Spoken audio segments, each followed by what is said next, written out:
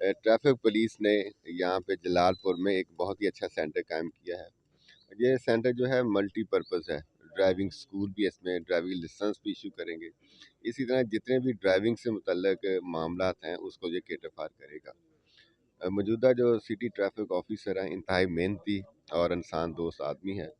इनकी सरबराही में traffic police इंतहाई अच्छे इकदाम कर रही है। रिसेंटली जो कवानीन में चेंजेस हुई हैं उनको ना सिर्फ इन्होंने इम्प्लीमेंट किया बल्कि अवेयरनेस भी सोसाइटी में कायम की कि आपको ये करना है तो आप जुर्माने से बच सकते हैं। लोगों को एक आम शिकायत है कि जुर्माने की अमाउंट जो है बढ़ गई है, लेकिन हम उसको इम्प्लीमेंट इस तरह से कर रहे हैं कि आम आदमी जो लॉ अबाइडिंग है उसको जुर्माना ना करना पड़े। जैसे अगर किसी के पास हेलमेट नहीं है तो हम उसको इनक्रेज करते हैं कि आप मोटरसाइकिल खड़ा कर दें, आप हेलमेट जाके ले आएँ, हम आपका चालान नहीं करेंगे।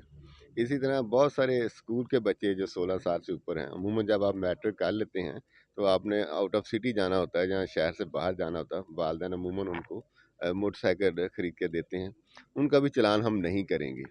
जिसके पास स्मार्ट कार्ड है, गवर्नमेंट की पॉलिसी आ रही है कि उसको हम ड्राइविंग लाइसेंस इशू करेंगे। जब तक वो पॉलिसी इन राइटिंग नहीं आती है तब तक हम उनको इजाज़त देंगे कि वो अपना मोटरसाइकिल चला सकें और हेलमेट के साथ चला सकें। सर, जैसे अभी ट्रांसपोर्टर ने एहतजाज किया है पंजाब भर में, जहाँ पर आप देख रहे हैं कि